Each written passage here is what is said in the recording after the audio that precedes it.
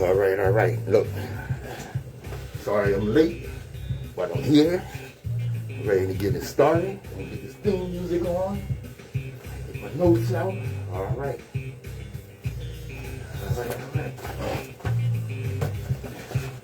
Let's get moving. All right.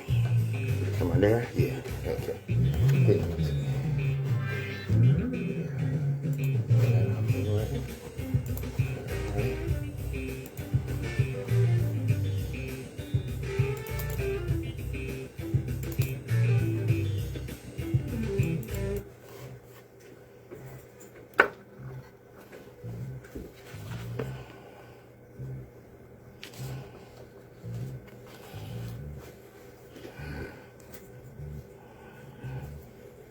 All right, I'm here, y'all.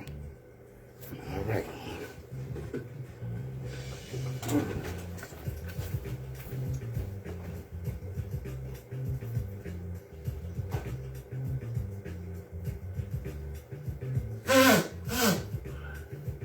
Those of us that indulge in or commit intellectual violence don't do so for the pleasure of mental masturbation or ego. We do so because the change and impression on our people's minds are deep and difficult to survive. All right.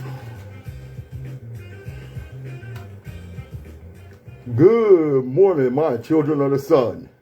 Welcome to the Open Eye on WHGE 95.3 FM. I'm your host and third eye optometrist, Patrice Gibbs. Here, ready to get it started. Yes, I'm running a little late today, y'all. Unlike Nsoromma, I have about 14, 15 jobs, 90 million jobs in Nsoromma, but that's okay. I'm here, ready to get them started. I'm going to start right here. I'm not going to waste too much time. All right. Albert Einstein warned in 1949 that the time would come when the very rich so controlled the means of communication that it would be almost impossible for ordinary people to make informed decisions, and so democracy would be broken.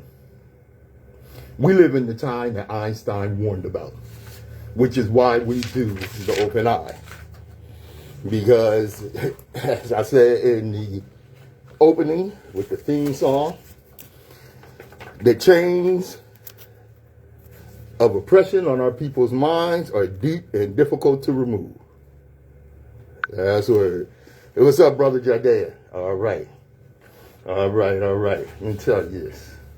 The final interpretation of African history is the responsibility of scholars of African descent. All right. Which is why I celebrate Dr. Clark, Dr. Ben, a host of others. Brother Rashid Renoko. And, you know, that was a quote from Dr. John Henry Clark. All right. We're getting it going. Yes, sir. Hotep, brother. All right. As I do, I like to start you off with some history. I have a couple of things here.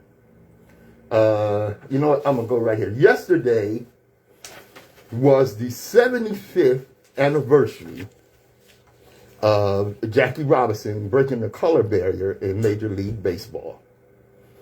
You know, let me go here. This is from Deron Snyder, piece that he wrote. And I'm going to add some things into this. It's an op-ed. On Martin Luther King Day, some folks only concentrate on MLK's dreams while ignoring his denouncements. You know, King wasn't just about fighting systemic racism.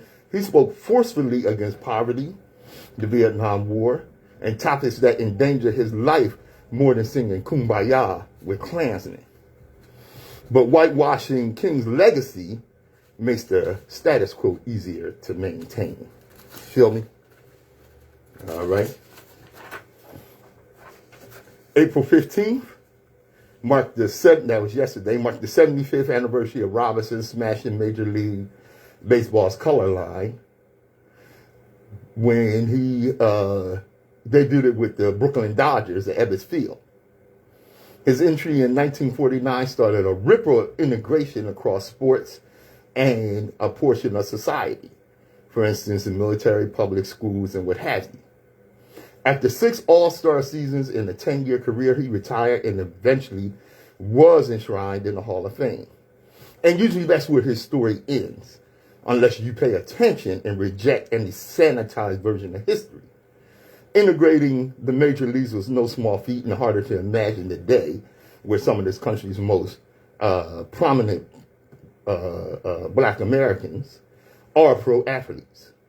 Back then, there was no sport bigger than baseball. It was the national pastime, which became deeply embedded in American culture and society as a galvanizing force after World War II. Yet Robinson broke a color barrier that existed in Major League since 1884.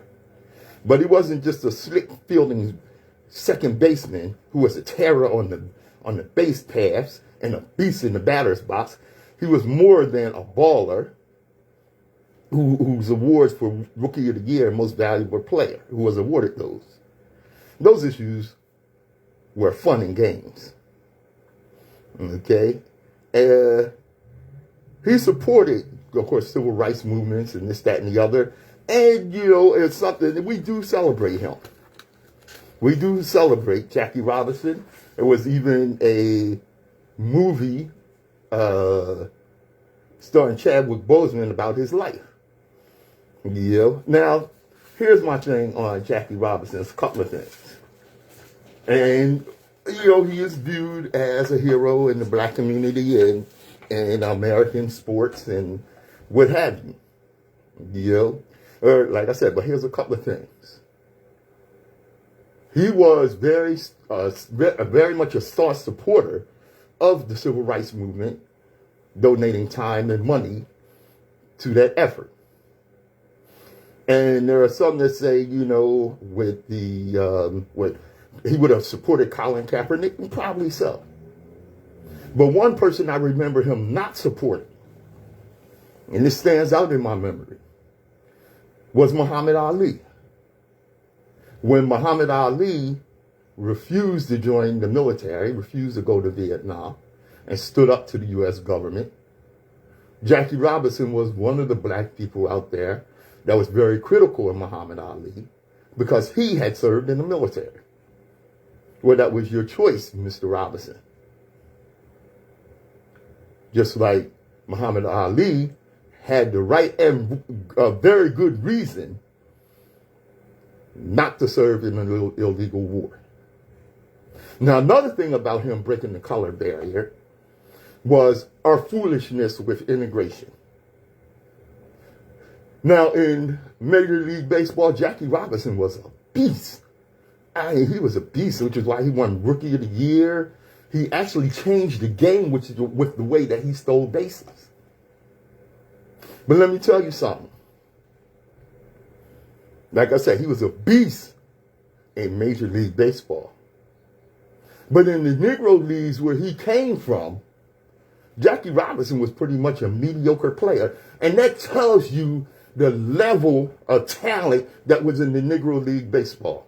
That was in the Negro, like I said, Negro Baseball League. Yeah, I get those terms a little mixed up. No biggie. Hey, Sherry, how you doing, sister?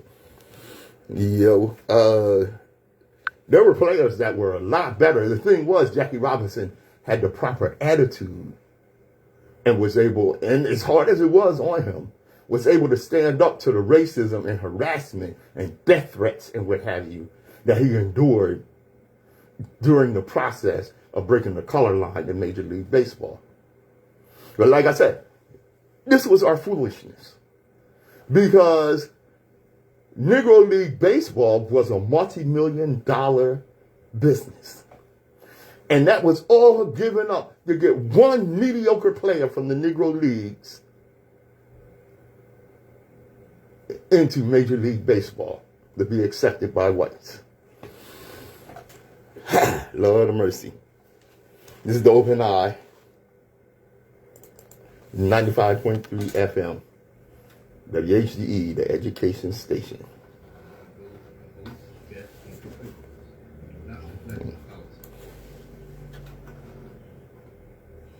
and opinions expressed on Open Eye are those of the host, guests, and contributors, and do not reflect the policy or position of WHGE 95.3 FM nor our sponsor, the Delaware Center for Homeless Vets.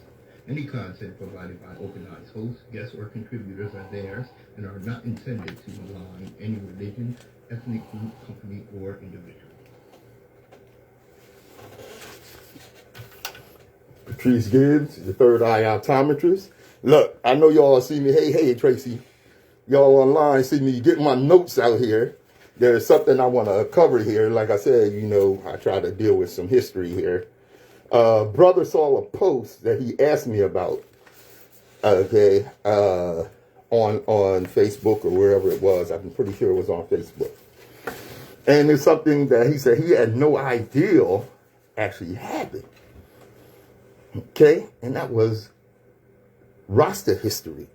Hey, Tracy, I don't know if I said good morning to you or not, sister. How you doing, Queen? Okay. Rasta history. Never forget the Coral Gardens Massacre. This is where Rastas were persecuted, hunted, and killed for simply being Rasta. The then Prime Minister of Jamaica, Bustamante, ordered police to bring in all Rastas, dead or alive. This is a terrible part of Jamaican history that has not been acknowledged and is not talked about. The Rastafarian movement has been at the forefront of the struggle for equal rights and justice of black people for many years. But we still seem to be discredited. Well, Rastas seem to be discredited. Long before social media and the trend of being woke, there was Rasta fighting for our rights. The Coral Gardens Massacre refers to a series of events that occurred in Jamaica on Good Friday, 1963. Following a violent altercation at a gas station in Montego Bay, Jamaica, police and military forces detained by the time they... wait a minute. Okay, I'm going to have to go with this. By the time the Jamaican government got the keys from its colonial master, it was buckling under the weight of inadequate housing and job availability, in particular in the capital, Kingston. Rural folk had been pushed off the crown's land, headed for the city in hopes of a better life. Many became shackled in poverty and had to resort to crime to survive. The Rastafarians of the time were viewed with suspicion and contempt and found themselves harassed by authorities. Their appeal for inclusion in the political process were, by and large, ignored. Okay? Let me see if I got this right here. Okay. Yeah. This story reminds me of something Dr. Clark often threatened to write. He never did. He said he was very apprehensive to write. And that is the story of the bastard, which refers to our biracial cousins. Okay? And why I bring that up at this time? Well, the reason being is, in the islands especially, if you look at the leadership in places like Jamaica, the Dominican Republic, Haiti, okay, for years, the leadership was the biracial or light skin of those societies. And they could be even more vicious than the white supremacists from which many of them hail. Prime Minister Sir Alexander Bustamante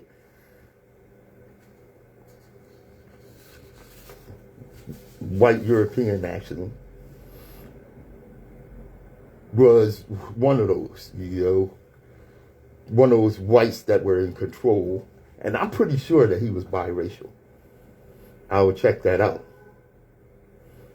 But he was the one that dispatched police to the Coral Gardens and surrounded the areas where more than 150 quote-unquote bearded men assumed to be Rastafarians were rounded up, arrested, beaten, and had their dreadlocks cut off. This event is known as Bad Friday, also better known as the Coral Gardens Massacre. In 2017, Prime Minister Andrew Holness, in a statement to Parliament, apologized to the Rastafarian community for the atrocities committed in the 1963 Coral Gardens. A history that is either ignored or just not talked about. And damn if I ain't gonna talk about it. That's right. Yeah. There's something else I want to get to, before I get to that. Because there's so much going on, okay? This right here, Okay. Right now, we're all talking about and dealing with what? Inflation. Okay, and I've mentioned to you many times that inflation is not by happenstance. Okay? It is not by happenstance. I always tell you, there's levels to this thing. Pay attention. Okay? Economic toll in Texas worsens as trucks remain stopped at the Mexican border. Now, what's going on there? Okay?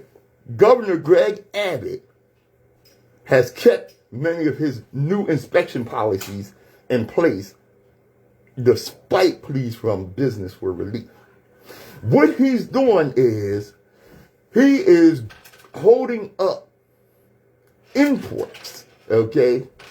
And he's holding up the supply line to decrease supplies and what have you. He's holding up trucking. Okay, there's an area in Texas, I can't think of the area right now off the bat, that is like one of the largest land ports, largest areas for import in the country. So what's happening is, as the supply lines and the supply is being damaged, of course, that's raising prices. This is not happenstance. And what is their motivation for this? Because, of course, this effort is actually supported by the corporations. The reason for doing this, okay, there are two things. One, the midterm elections are coming up. So they want to make sure that the Democrats are blamed for the inflation and this, that, and the other. After all, they're running the government right now. Yeah, and of course, the Democrats with their mealy mouth, cowardly asses are not speaking up on what's actually going on or doing anything or enacting any laws to tamp down the corporations, because the corporations are in their pocket too. Like I said, you gotta pay attention to detail because there's levels to this thing. WHGE 95.3 FM, the open eye. All right. And we're going to take a little short one as we get things started here and get it going. Patrice Gibbs, your third eye optometrist. Hey, what's up, bro? Chop. All right.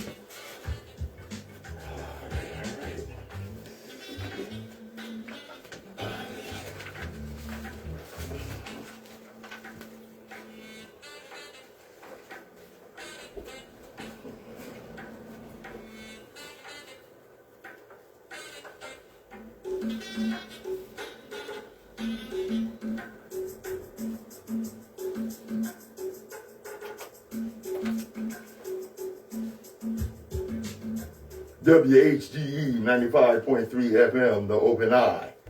I'm Patrice Gibbs, your third eye optometrist, joined on the air by my partner in consciousness, Nsoromma. What's up, brother? Yeah. How you doing? What's up? Chop. All right. What's good? All right. What's up? This, that, and the other. This is something I told you about a while ago. This is a few years ago. One of the community centers hired me to teach the kids a writing course. It teach them the different types of poetry and this, that, and the other. Right. Okay. So when I went to go do this, one thing I knew that I had to understand about the children was their level of literature proficiency. Right. Meaning how well they could read and write. And comprehend. Right. I got you. So I gave them a little test, to measure the level of their ability to read. Right. Okay. Well, one of the kids, he didn't answer the questions on the test. He just rewrote the questions in the answer section. So I asked him about that. Right. And he said, well, I don't read well. And of course the other kids laughed at him. But to me, and I quieted him down, because to me, admitting that you're not able to read, okay, It's the beginning of prosperity. is the beginning. Right. Right. That was a cry for help. Right. I'm more than willing to help this young man. So I asked him what grade he is in. He was in 9th grade. How old are you? 14. Okay, that's about right. Right. Okay. So I talked to him about some other things. And so what I did was I went to the people that hired me, the director of the community center, and said, look, I have a young man here in the 9th grade, 14 years old, Right. that admits that he can't read. Were you aware of this? And he called the young man's name and said, yeah, I know, we're aware of this. Wow. Yeah. And he said, but, we don't mess with him about it too much, because he is a star forward on our basketball team, and that's his avenue of acceptance.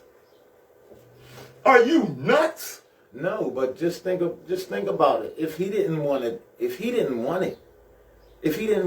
cry out for that help that I wanna learn. Mm-hmm. If he didn't have that in him, where he would have been. Mm-hmm.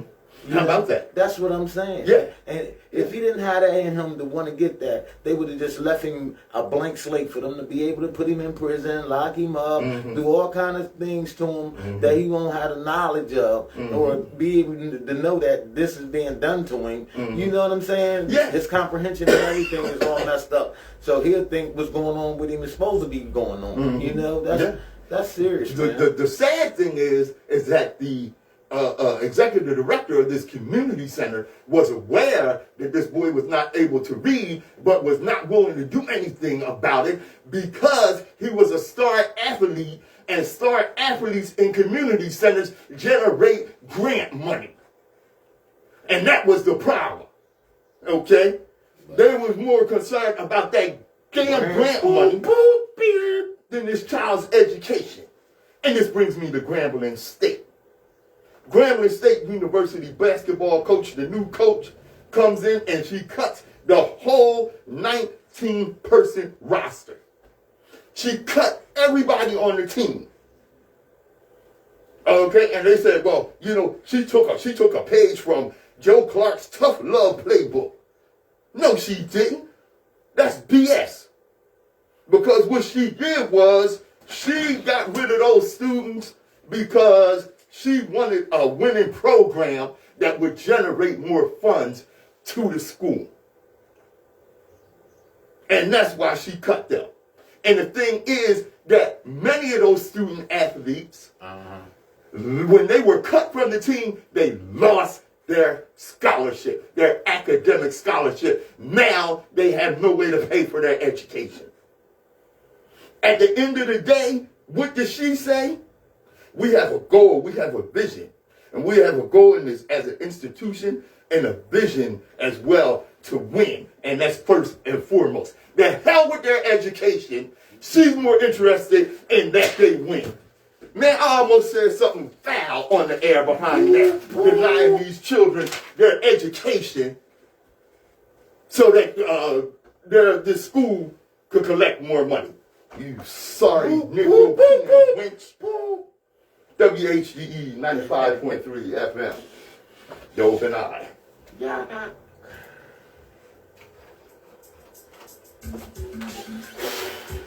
Listen, hey yo, John Tracy, what's up? What's good? Hey, your boy's on fire this morning. He on fire this morning. Yo, oh my God, what's good? That's messy. I'm inviting a couple people, in on the joint real quick. I was running, colored people time today, man. I was running. I heard that. Bro. Mm-hmm.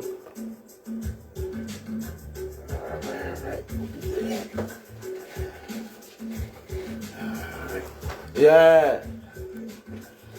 You know what's going down. Yeah. WHGE 95.3 FM. This is what we doing for real. Getting in your brain, yo. They do us dirty, man. That they do. All right. They say music soothes the savage beast. Okay? And I know many of y'all out there, I'm bringing it down just a little bit for a minute. Calm myself here. Okay. I know many of y'all out there, like myself, Right. are fans of James Brown. Right. And I asked a few people during the week, what was their reaction the first time they heard Cold Sweat? Okay, Cold Sweat. And the reason I asked that is because Cold Sweat is actually the first real funk song. Okay, and it was very much a seminal hit. It was a big hit for James. It was a major hit for James. And it was the beginning of funk. Cold Sweat, the surprise single that broke the rules of popular music, captured the growing fury of America's cities and catalyzed an uprising. Okay? Cold Sweat came out in 1967. Okay. Now, to whatever extent Cold Sweat sounds to modern ears like just another James Brown song is only because it so perfectly crystallizes what became canonical traits of funk. Extended polyrhythmic grooves, instrumental breaks, guttural ad-libs, but for listeners in the late 1960s, Cold Sweat was something entirely unprecedented. The moment James Brown stepped outside the box that had been defined by R&B and never looked back, it had only one change. The words made no sense at all, and the bridge was musically incorrect. And that was according to James Brown's trombonist, Fred Wesley, in his memoir. But Wesley would eventually join Brown's band, and the song would become one he looked forward to every night because he understood what was coming here. And this was a very, very important song. If you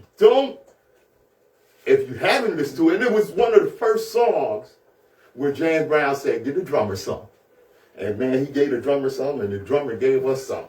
And the same drummer was also the drummer on the major, very highly influential cut, Funky Drummer. If you haven't heard these James Brown songs, I advise you to go on YouTube or wherever you get your music at and listen to them. Okay? Because it was also, it was actually the second song. The first song with James Brown instrumented, the one, was Papa's Got a Brand New Bag, but not to the extent that he made every instrument in the band a percussion instrument. If you watch the movie Get On Up, they have a scene where he is creating Cold Sweat. It's off the hook. By all means, check it out. All right. Yes, sir. R.I.P. James. Yeah, that is... Brown. Yeah. Except for that, about the people say, look at mine.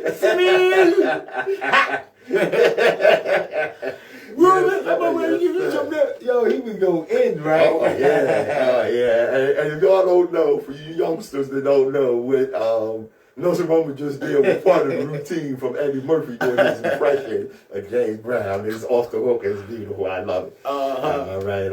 My man Nsoromma. Let me tell you something. What? Saying white supremacists infiltrated law enforcement is like saying trees infiltrated the forest. Okay? It's just a natural occurrence of the law enforcement, the courts, our society at large, which is a white supremacist society. Okay, and I bring that up to say this. Oh, maybe a month ago, maybe not that long. There was this white guy that had pulled a robbery or a burglary or something, and the cops came, and they begged him to come out, and so they didn't send SWAT in, Right. They didn't shoot at him or Right. anything, okay? And when he did finally come close to the door, one of the cops tried to subdue him. He stabbed the cop. He stabbed the cop up. He took his knife and stabbed that cop up. And guess what? They still didn't shoot him. And when they finally got a hold of him, they still didn't shoot him. They didn't shoot him right off. Okay? What they did do when they did shoot him, they wounded him to subdue him. Okay? Black people getting killed for traffic stops and just for existing while black by the race soldiers, which is what I call the cops. And of course, we have this latest incident, okay, in Grand Rapids, Michigan, Patrick Layoya, who was murdered by one of these police soldiers. And his family is demanding answers. Okay? He was pulled over. No, he wasn't pulled over, I'm sorry. He was sitting in the car when the race soldier pulled up on him and asked for his driver's license. He asked for it. Okay? He got out the car. He's an African immigrant, probably not savvy in dealing with race soldiers here in America, with cops here in America. Okay?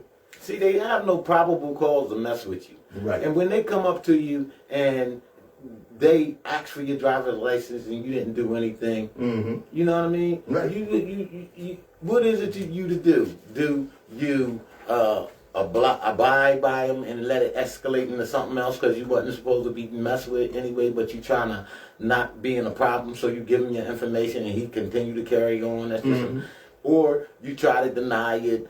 And say, I wasn't doing nothing, and start arguing and resisting, because that's what they call that. Yeah. Or just stay silent. Right. Well, in What do this you case, the cop rolled up on him and he asked for what?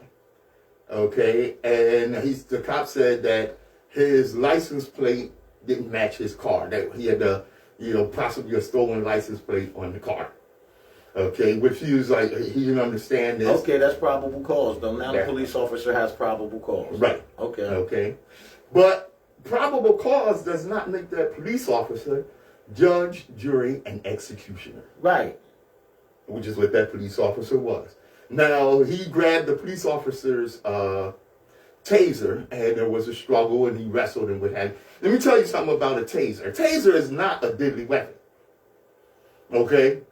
And how do we know it's not deadly? Okay, it can be used deadly when they tase you 50 times with it and electrocute you. Right. But in order to certify to carry a taser, a police officer actually has to be tased. Okay? Right. So he had, Patrick Layoya had this cop's taser, and they struggled and wrestled. Somehow, the police officer's body camera malfunctioned. It shut off. It shut off right before he shot this man in the back of the head. When someone shoots someone in the back of the head, I don't care if it's law enforcement or the mob, if they shoot you in the back of the head, that's execution. Definitely. That's what they're doing. They're executing you. And then after the man had been shot in the back of the head, the camera magically came back on and began to function correctly. Okay, I know a little something about these body cameras. You cannot wrestle and accidentally hit a button and turn it off. You actually have to press the off button and hold it for several seconds for it to turn off. Yeah, So I think 3 seconds, right? 3 seconds. Something like that. Something like that. So what this cop did before he executed this young man, was he turned his body camera off because he had every intention of murdering this man. He had that intention in his head and the possibility of doing that and the opportunity when he pulled up. Right. And that's what they do. And that's what and they you find do. out that the police that's I call them the Romans. The Romans that's Roman, you know what I'm saying? They are doing nothing but plotting on the next victim.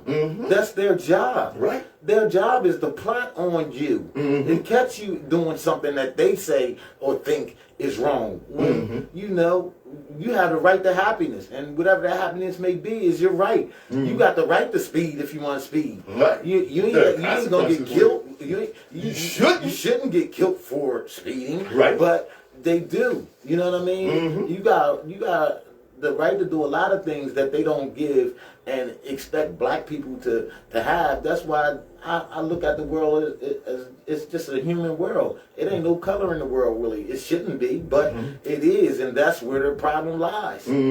You know? Yeah. They pick the color or the people they want to kill and make money off of, and they pick the color they want to live next to. They pick the color they want to have food and at this particular time. I mean, everything is planned and everything is plotted out for us, who's supposed to be a free spirit that lives on this planet. Right. You know what I mean? And that goes in line with what I always say.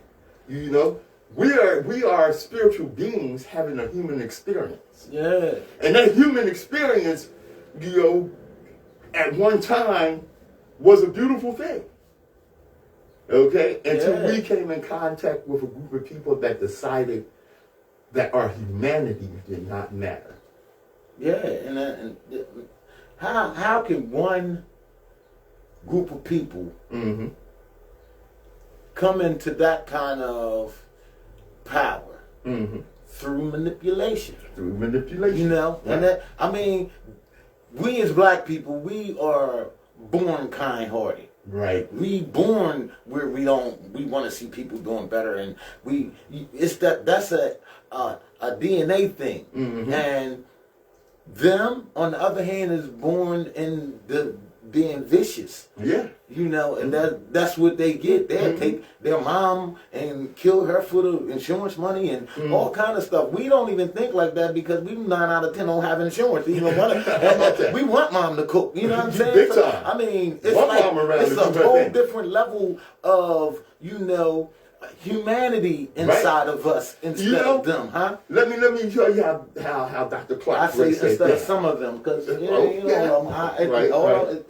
it's just like some of us too. It ain't all of us that's aware. You know what I mean? Yeah, you know. And, you know, I know that some people have said that, you know, they, you know, feel, you know, slighted or some kind of way by, you know, some of the things that I say. You know, some people, you know, feel a certain way about that. And I want to apologize because I meant to upset all of you fools. Dr. Clark tells us that, see, here's the thing. What? We are creatures of our environment.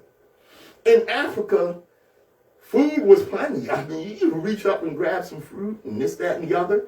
Okay? In Europe, you know, harvest season was only a few short months of the year, and so there was competition just to eat. And that is the mindset that they came into the world with and that they spread into the world with. That ideal that there is competition for everything. We were not competitive on the level of survival. We may be competitive athletically and academically and this, that, and the other. Right. But when it came down to survival, we believed in Ubuntu. I am because we are.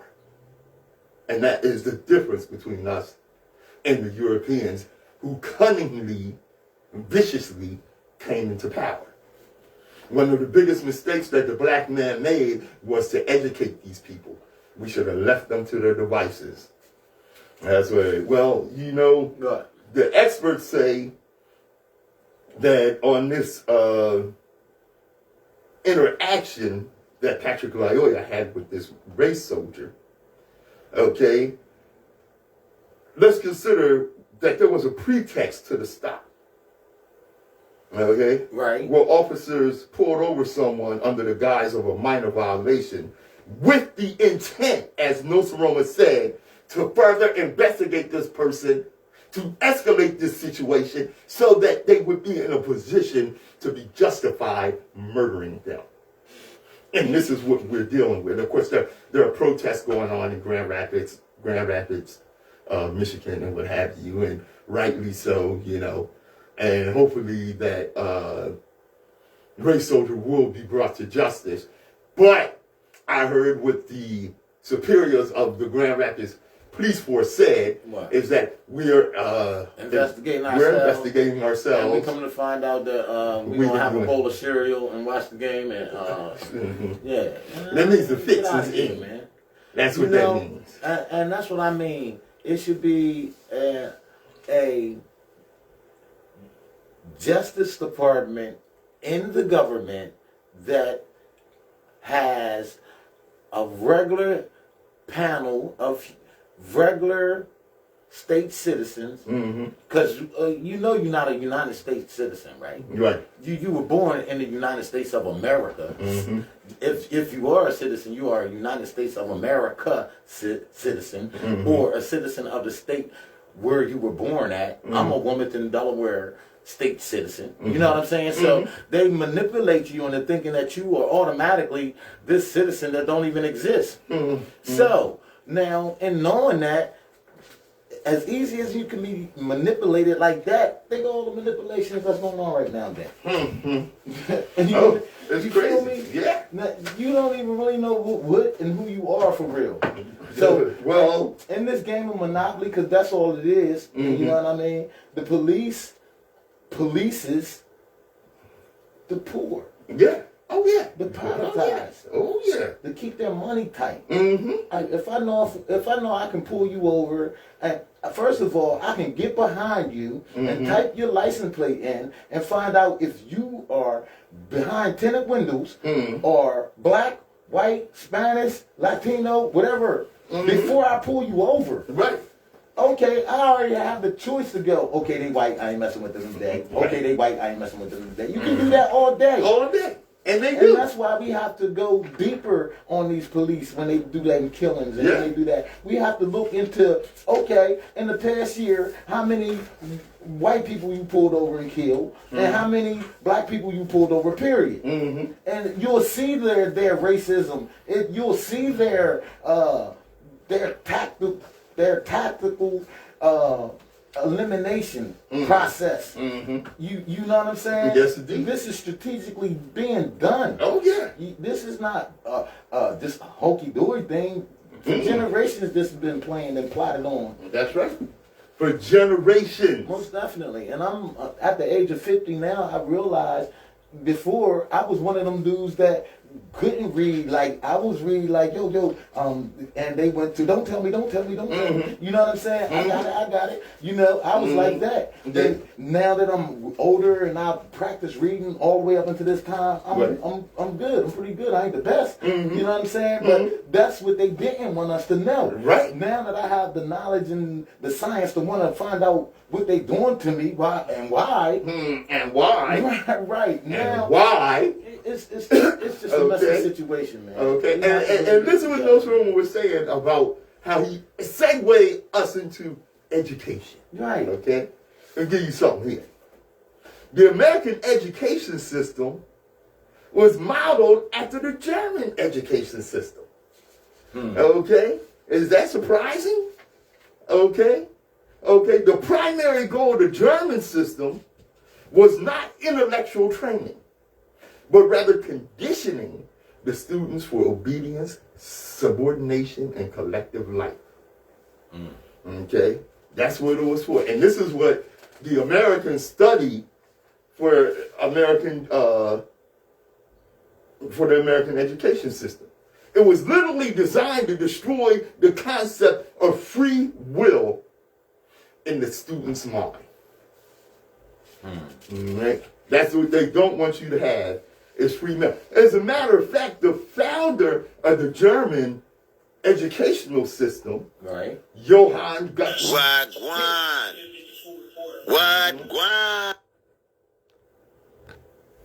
Johann Gottlieb Fichte, a German. Right.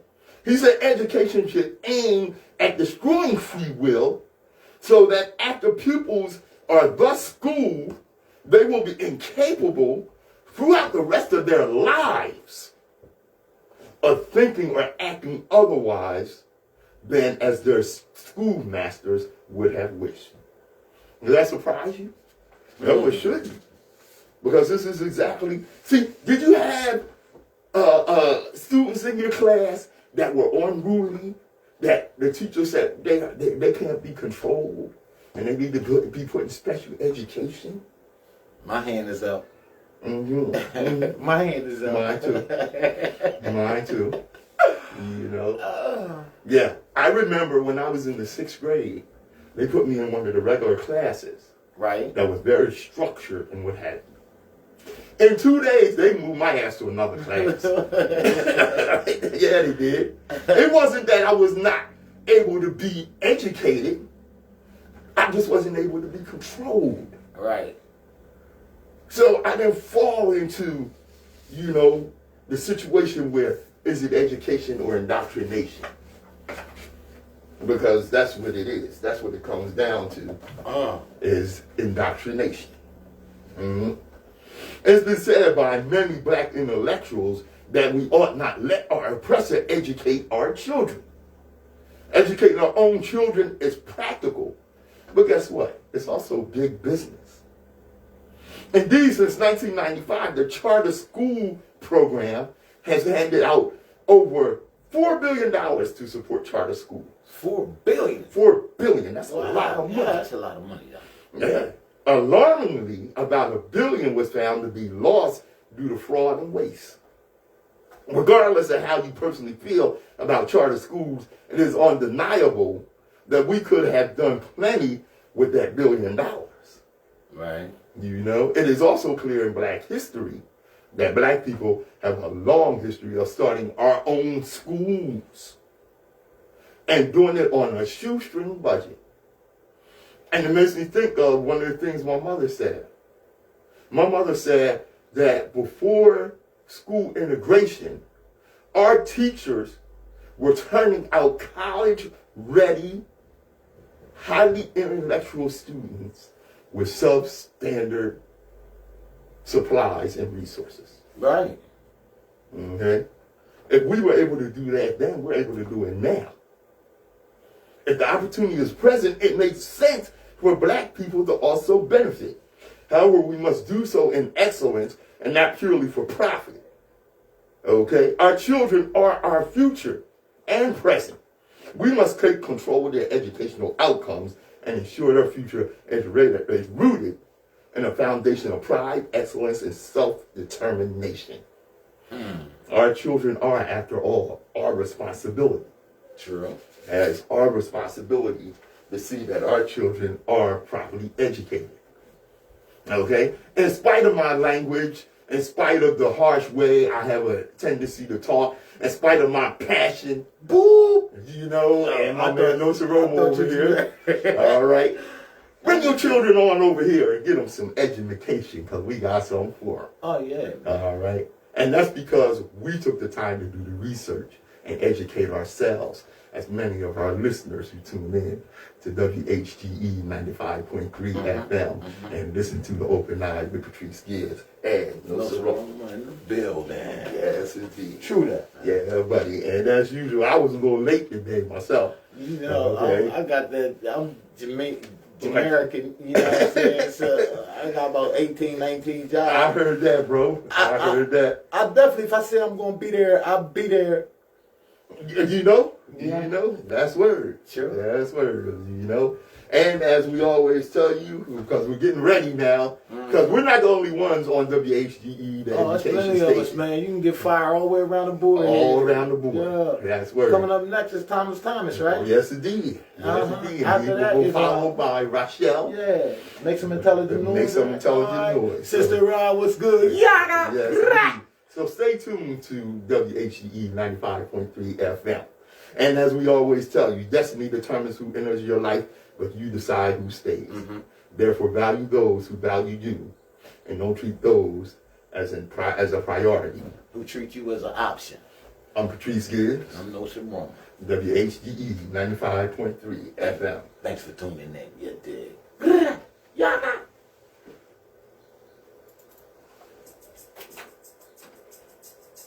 All right. Good job, bro. Thank you. Hey, yo. You heard? Yo. Thanks for tuning in, sharing. Hey, yo. Oh, he was going in today, though, right? For real. Hey, bro. All right. Hey, yo. Here you go, Pat. All right. Hey, thanks for tuning in. All right. Hey, I hope I didn't upset anybody with my passion, but if I did, I really don't give a damn. And I hope that you have that level of passion about the issues that our people are facing. That's right. All right. Thanks for joining us. I'm Patrice Gibbs. Nsoromma. Nsoromma in the building. Tune in, streaming right now. Nsoromma. You dig? Everywhere. Spotify. All right. Peace. Peace.